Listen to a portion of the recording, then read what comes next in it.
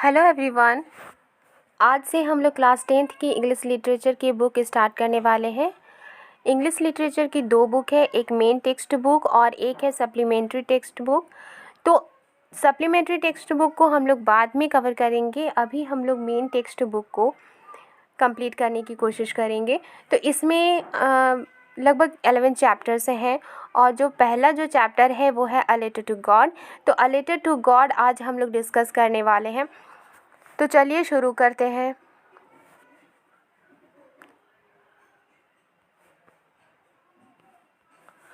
Okay, तो story शुरू करने से पहले मैं आपको बता दूं कि हम लोग जो ये स्टोरी पढ़ने वाले हैं उसको एक ईच एंड एवरी सेंटेंस हम लोग देखेंगे, जिससे कि हमें जिस तरह से भी क्वेश्चंस अगर एग्ज़ाम्स में पूछे जाएं तो ये सभी स्टूडेंट्स के लिए आसान हो जाए कि वो पूरी चैप्टर जब आसानी से समझे हुए रहेंगे तो वो इजीली क्वेश्चन का आंसर दे पाएंगे। तो स्टोरी पढ़ने से पहले यहाँ पर हम बिफोर यू रीड सेक्शन जो है वो पढ़ लेते हैं, क्योंकि इससे जो स्टोरी की हिंट हमें मिल जाती है।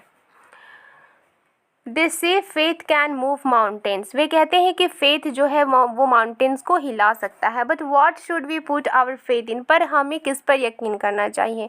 तो जो बेसिकली ये जो स्टोरी है वो फेथ पर है और इस स्टोरी में दिखाया गया है, ये बताया गया है कि जो एक फार्मर है वो कितना ज़्यादा गॉड पर फेथ रखता है, गॉड पर यकीन करता है।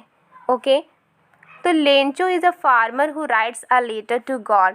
तो लेंचो कौन है? लेंचो एक फार्मर है। हम कह सकते हैं कि लेंचो एक गरीब फार्मर है, पुअर फार्मर है, जो कि राइट करता है, लिखता है, एक लेटर लिखता है गॉड को when his crops are ruined, जब उसकी फसल बर्बाद हो गई, ख़राब हो गई।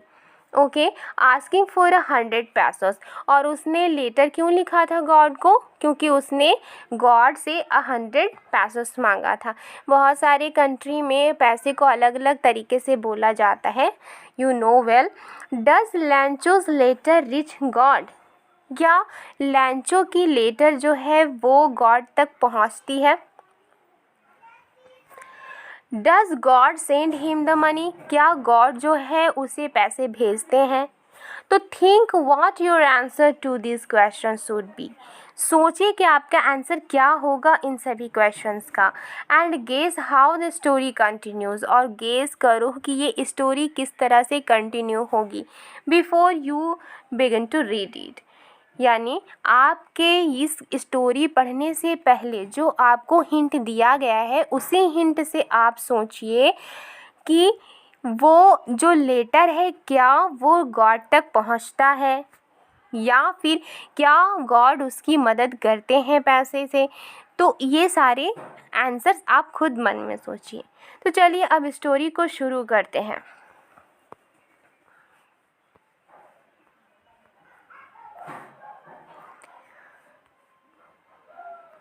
ओके, यहाँ है the house the only one in the entire valley. घर जो पूरी वैली में सिर्फ एक ही था। Sat on the crest of a low hill. और वो कहाँ थी? वो जो घर है वो लॉ हिल के ऊपर यानी क्रेस्ट पर था। तो इंटायर वैली, सबसे पहले हम जान लेते हैं कि वैली किसे कहते हैं। तो ये जो माउंटेन है, ये माउंटेन का जो एरिया होता है इसे कहते हैं वैली। अब इसी वैली में जो लो हिल है, लो हिल किसे कहते हैं? एक छोटी सी पहाड़ी को, ठीक है, उसके अपर टॉप को क्या कहते हैं? क्रेस्ट कहते हैं। आई होप आपको समझ में आ गई होगी। तो जो घर है वो इंटायर वैली में एक ही था और वो कहाँ था? लॉ हिल के क्रेस्ट पर। Okay, from this height one could see the river. और इस हाइट से कोई भी रिवर देख सकता था, यानी वो इतनी ऊंची थी कि वहाँ से रिवर नज़र आती थी। And the field of ripe corn dotted with the flowers. और वहाँ से और क्या नज़र आ सकता था? और वहाँ से राइप कॉर्न मतलब पके हुए जो कॉर्न है यानी भुट्टे जिसे कहते हैं, उसकी फील्ड भी नज़र आती थी उसके फ्लावर्स के साथ। That always promised a good harvest, जिसने जो हमेशा से प्रॉमिस क्या करता था, एक गुड हार्वेस्ट का, एक अच्छी फसल का। The only thing the earth needed was the downpour, सिर्फ एक चीज़ थी जो अर्थ को ज़रूरत थी, वो क्या थी, डाउनपोर की। डाउनपोर का मतलब क्या होता है, हेवी रेन यानी भारी बारिश, और एट लीस्ट अ शार, और कम से कम थोड़ी बहुत बारिश। ठीक है, किसे ज़रूरत थी, अर्थ को ज़रूरत थी। Through out the morning लैंचो who knew his fields intimately had done nothing else but see the sky towards the north east. Okay, तो यहाँ पर जो है लैंचो जो है मॉर्निंग से, जो अपने खेत को अच्छी तरह से, जो अपने फील्ड्स को अच्छी तरह से जानता था, उसने कुछ नहीं किया था, सिर्फ उसने क्या किया था, नॉर्थ ईस्ट की तरफ आसमान में वो देख रहा था। क्यों देख रहा था, जैसे कि पहले यहाँ पर बता दिया गया कि अर्थ को ज़रूरत किसकी थी, डाउनपोर की ज़रूरत थी, है ना, बारिश की ज़रूरत थी, एटलीस्ट एक शार की ज़रूरत थी।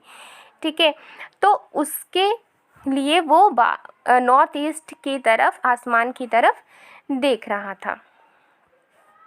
फिर वो प्रेडिक्ट करता है और वो अपनी वाइफ से कहता है, now we are really going to get some water, अब हम लोग सच में कुछ हमें वाटर मिलेगी। वुमेन कौन यहाँ पर लैंचो की वाइफ। ओके, तो वो क्या अपनी वाइफ को कहता है कि अब हमें थोड़ी बहुत पानी मिलेगी।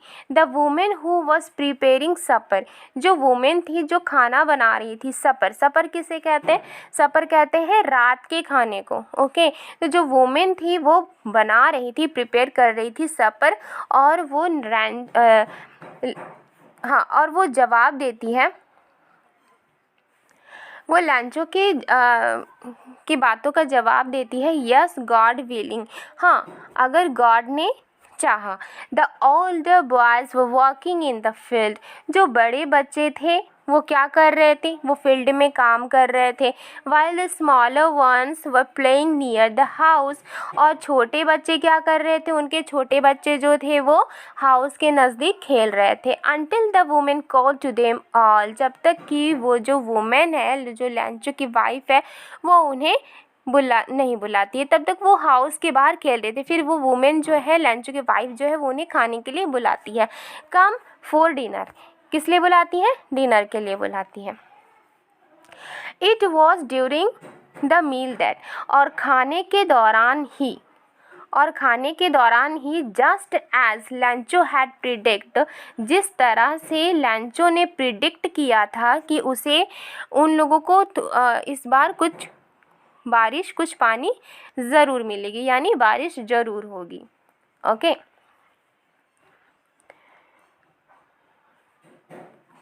Big drops of rain begin to fall, जैसे ही लैंचो ने प्रिडिक्ट किया था जिस तरह से पहले, तो बिग ड्रॉप्स जो है वो बारिश की वो गिरनी शुरू हो गई।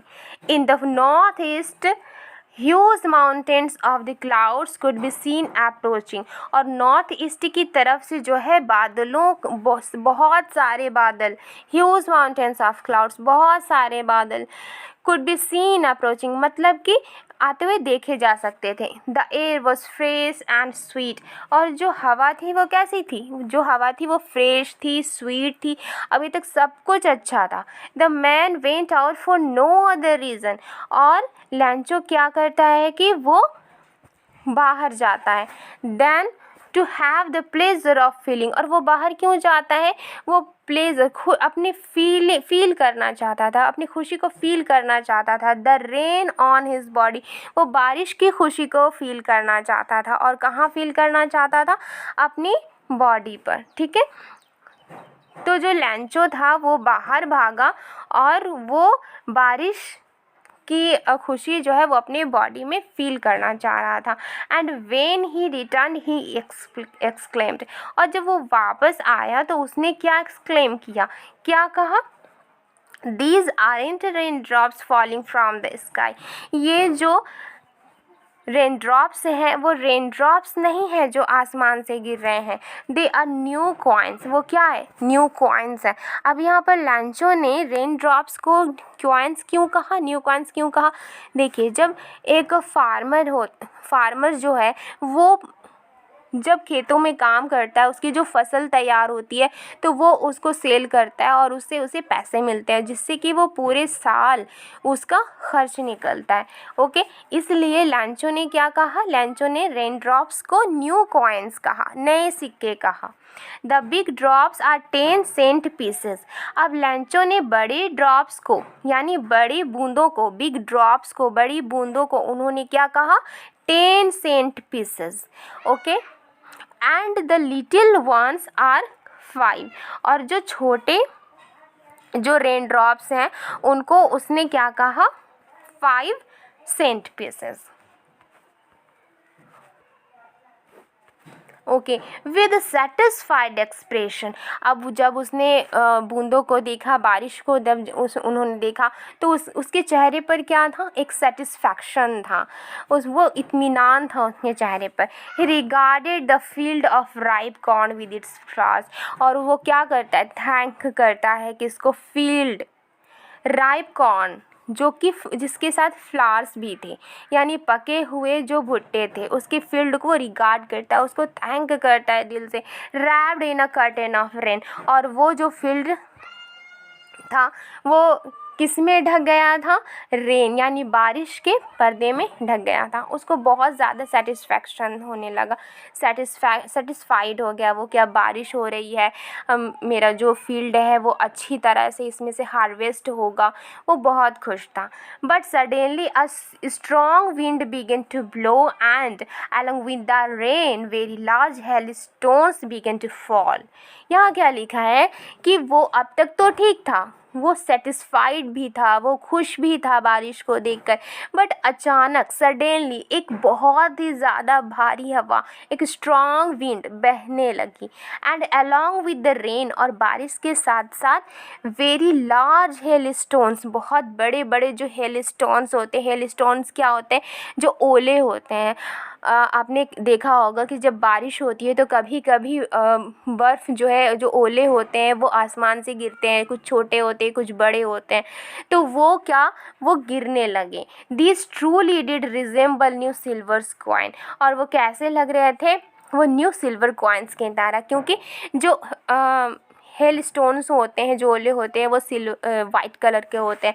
The boys exposing themselves to the rain ran out to collect the frozen pearls. अब यहाँ पर जो हेल स्टोन्स है उसको फ्रोजन पर्ल्स भी बोला गया, क्योंकि वो जो हेल स्टोन होते हैं ऐसे गोल गोल होते हैं, है ना, पर्ल्स की तरह। पर्ल्स मीन्स मोती, तो उन्हें फ्रोजन पर्ल्स कहा गया। तो जो बच्चे थे वो क्या गए, दौड़ गए उसे कलेक्ट करने के लिए, फ्रोजन पर्ल्स को। फ्रोजन पर्ल्स यहाँ किसे कहा गया? हेल स्टोन्स को कहा गया। Okay okay, now it's really getting bad now. अब जैसे ही लैंचो ने ये देखा कि हेल स्टोन्स अब गिर रहे हैं, तो उसने क्या कहा कि अब ये रियली में बुरा है। Exclaimed the man. किसने कहा? लैंचो ने कहा। I hope it passes quickly. मैं आशा करता हूँ कि ये जल्दी गुजरे, जल्दी पास हो। It did not pass quickly, लेकिन ये जल्दी पास नहीं हुआ। For an hour the hell rained on the house.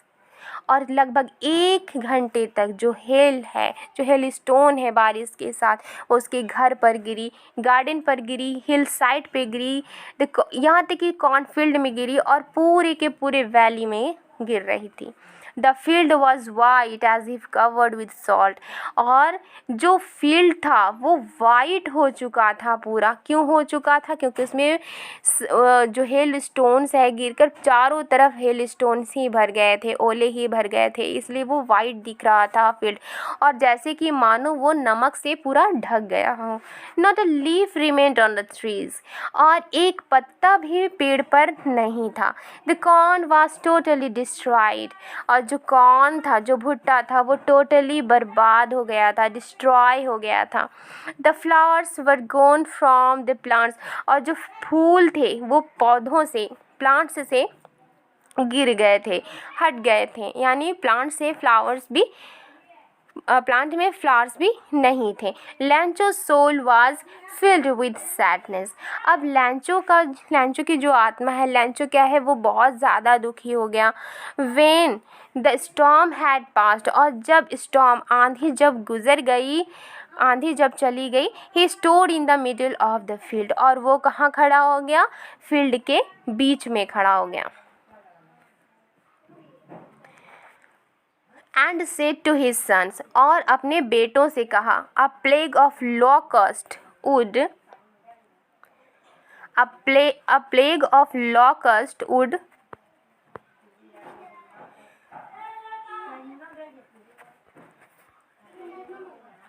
Would have left more than this. तो उसने क्या कहा कि जो प्लेग है लॉकस्ट का, लॉकस्ट क्या होते हैं, लॉकस्ट होते हैं इंसेक्ट्स, ठीक है, जो पौधों को बर्बाद करते हैं। तो जो लॉकस्ट है वो भी इससे ज़्यादा छोड़ देंगे, यानी कि जितना वो लॉकस्ट खेत को बर्बाद नहीं करेंगे उससे ज़्यादा तो ये हेल स्टोन ने बर्बाद कर दिया। The hell has left nothing, hello ने कुछ भी नहीं छोड़ा, यानी कि सारा का सारा फील्ड हेल स्टोन से कवर हो गया था, सारा कॉर्न डिस्ट्रॉय हो गया था। This year will have no corn, और इस साल कॉर्न नहीं मिलेगा। That night was a sorrowful one, और वो रात कैसी थी, बहुत ही दुख भरी थी। All our work for nothing, और हमने जितना काम किया वो कुछ भी नहीं है। यानी कि जो लैंचो था वो बहुत ही ज़्यादा दुखी हो गया। वो अपने बेटों से कहने लगा, जो लॉकस्ट होते हैं वो तो इतना भी बर्बाद नहीं करते, हेल स्टोन तो पूरा का पूरा फील्ड में भर गया है, और फिर जो कॉर्न है वो पूरी तरह से डिस्ट्रॉय हो गया है, और इस साल तो हमारे पास कॉर्न भी नहीं है। और ये जो नाइट थी वो बहुत ज़्यादा सॉरोफुल थी, और जितने भी सारे हमारे वर्क हैं वो कुछ भी नहीं थे। तो there's no one who can help us, ऐसा कोई नहीं है जो हमारी मदद कर सकता है। We will all go hungry this year, और हम लोग इस साल भूखे रहेंगे। ऐसा लैंचो ने क्यों कहा, लैंचो ने इसलिए ऐसा कहा क्योंकि जो फार्मर होते हैं जब वो खेतों में काम करते हैं और उनसे उनकी जो वो जब हार्वेस्ट करते हैं, उनकी हार्वेस्टिंग से वो फिर मार्केट में बेचते हैं, उससे उन्हें पैसे मिलते हैं और पूरे साल वो अपना खर्चा चलाते हैं। लेकिन लैंचो के साथ क्या हुआ कि उसकी जो कॉर्न है वो डिस्ट्रॉय हो गई, इसलिए उसने बहुत ही सॉरोफुल उसका जो बहुत ही ज़्यादा वो उदास हो गया, और इससे क्या कहता है कि ऐसा कोई नहीं है जो हमारी मदद कर सकता है। We all go hungry this, हम लोग इस साल भूखे रहेंगे। ओके, तो ये स्टोरी का पार्ट 1 है। पार्ट 2 हम लोग नेक्स्ट वीडियो में देखेंगे। यहाँ पर ओरल कुछ क्वेश्चंस हैं। व्हाट डिड लैंचो होप फॉर, लैंचो को क्या आशा थी, तो लैंचो को क्या आशा थी, बारिश की आशा थी, है ना, कि बारिश होगी तो फील्ड में उसके जो राइप कॉर्न है वो अच्छी हार्वेस्ट देंगे, है ना। व्हाई डिड लैंचो से the rain drops were like new coins, लैंचो ने क्यों कहा कि रेन ड्रॉप्स एक न्यू कॉइन्स की तरह हैं, क्योंकि उसे पता था कि जो रेन ड्रॉप्स हैं जब वो बारिश होगी तो उसके हार्वेस्टिंग अच्छी होगी, और अच्छी होने के बाद वो उसे मार्केट में बेचेगा तो उसे कुछ पैसे मिलेंगे। और how did the rain change, जो रेन है वो किस तरह से चेंज हो गई, यानी साथ रेन के साथ साथ क्या फिर फॉल होने लगा, hail stone. What happened to Lencho's field, और उसके बाद लैंचो की फील्ड का क्या हुआ, लैंचो का फील्ड जो है हेल स्टोन से भर गया, चारों ऐसा लग रहा था जैसे वो सॉल्ट से ढक गया हो, चारों तरफ सॉल्ट है ना, सॉल्ट से कवर हो गया, इस तरह से लग रहा था। Okay, what were Lencho's feeling when the hail stop, और लैंचो की फीलिंग क्या थी, बहुत ही ज़्यादा वो सैड था, और वो क्या कह रहा था, वो कह रहा था कि इस साल हम लोग भूखे रहेंगे, हमारा जो काम है वो कुछ नहीं हुआ, लॉकस्ट भी इतना बर्बाद नहीं करता, ये हेल स्टोन ने पूरा कॉर्न डिस्ट्रॉय किया, और इस साल हम लोग भूखे रहेंगे, वो कहने लगा था, है ना। तो जो ये क्वेश्चंस हैं, आई होप आपको इतना समझ में आ गया होगा, और इससे आप अच्छी तरह से, अगर इस पार्ट से किसी भी तरह का क्वेश्चन आए तो आप इजीली आप लिख सकते हो। तो नेक्स्ट पार्ट में हम लोग स्टोरी को कंप्लीट करेंगे और कुछ क्वेश्चंस का आंसर भी देखेंगे, और इससे ईच एंड एवरी सेंटेंस हम लोग क्लियर करेंगे ताकि हमारा किसी भी तरह का क्वेश्चंस कुछ ना छूटे और हर एक क्वेश्चन का आंसर इजीली स्टूडेंट्स दे सकें। मिलती हूँ नेक्स्ट वीडियो में। अगर मेरी ये वीडियो पसंद आई तो प्लीज़ इसे लाइक ज़रूर कर लीजिएगा, शेयर भी कीजिएगा और प्लीज़ सब्सक्राइब करना मत भूलिएगा, रिक्वेस्ट है आपसे। तो चलिए मिलती हूँ नेक्स्ट वीडियो में। Thank you.